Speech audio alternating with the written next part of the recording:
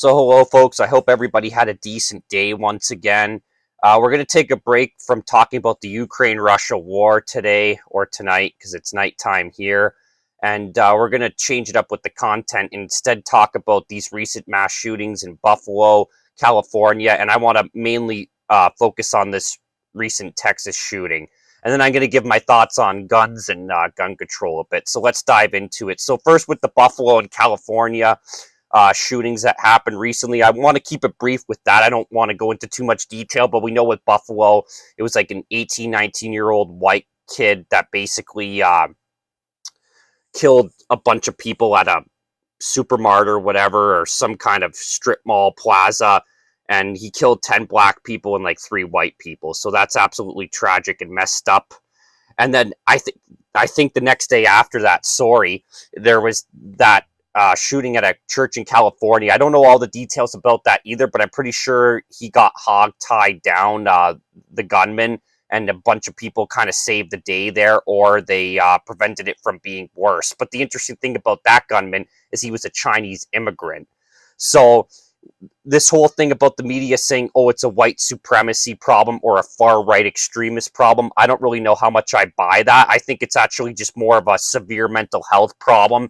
And then just these kids and these shooters are just being brainwashed online or by somebody in the real world. And they're just taking in a lot of violent content, and it's just brainwashing them. And sometimes you don't know, like, their upbringing and everything, if they came from divorced homes or they were abused as a kid and whatever. Like, these things can play a role as well. But that's all I have to say about that. But let's dive into the Texas school shooting now.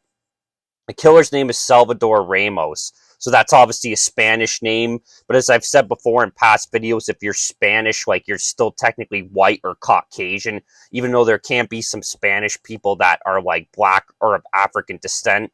For the most part, like, you're white and Caucasian if you're Spanish. And here's some details. Classmates say he was known for fighting and threatening them. Classmates also say he rarely went to school, and when he did, he sometimes frightened students. Red flags. Said to have had scars on his face. Classmates asked if he was okay because he showed up to school with them, and he said, I did it myself because I like how it looks. Yikes. Left a trail of disturbing social media posts hinting at an attack. Another red flag. Sent images of guns and photos to other users and images of animal abuse. And yeah, that's bad stuff there with animal abuse. Grandfather says he was already a felon, so it's illegal for them to have those weapons. Says also he didn't have a license to drive, asking who drove him to purchase the weapons. So this is very interesting that he was a felon, so he obviously committed crimes before. So if he's a felon, he couldn't really purchase weapons. The conclusion that I'm coming to here is that he either got somebody else to buy him those weapons or he obtained them illegally. Like, that's the only ways I can think about how he got his hands on these guns. And, this other point here, he rarely went to school and whatever. Like, usually if a kid doesn't go to school or whatever, usually the school is gonna call the parents or grandparents who's ever taking care of the kid and complaining about it, unless they're homeschooling him. Like, usually they're going to come after you and, like, take your kids away eventually if you don't do something about it. I'm not sure about all the laws there in Texas and in that county and whatever to do with that, but usually that's how it happens. It's not like the old days where they didn't give a shit about that kind of stuff. But yet again, he just did turn 18, so he's technically an adult, and I guess at that point you can make a decision for yourself on whether you want to attend school or not, and your parents are kind of out of the picture with that. Let's take a look here. There was something else I wanted to mention too.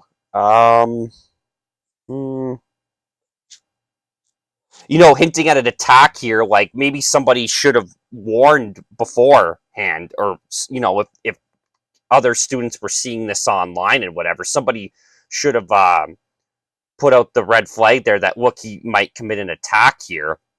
Yet again, I get it that it's easier said than done, that you can't really just go after somebody if they actually haven't committed any crime, or kind of do that kind of stuff, like follow them or put out some kind of alert,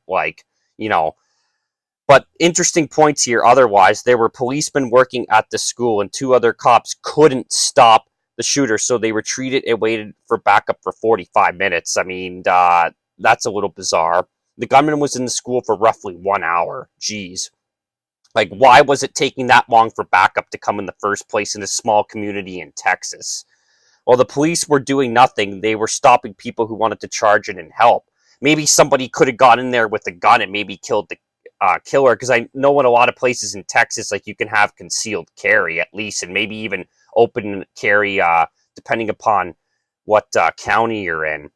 And I'm not saying the police wanted this to happen, but it almost kind of seems like it a little bit. And sometimes you don't know, like, whose pockets the police forces are in, like, certain political parties. And, the left wing a lot likes it when these things kind of happen. They don't like it, but basically it helps them push their whole agenda of gun control when these things happen. So, I mean, there is a political motive for the left behind this sometimes with these attacks, and they try to take advantage of it. So that can happen as well. Yeah, but besides that, I'm going to give my thoughts on guns and gun control here.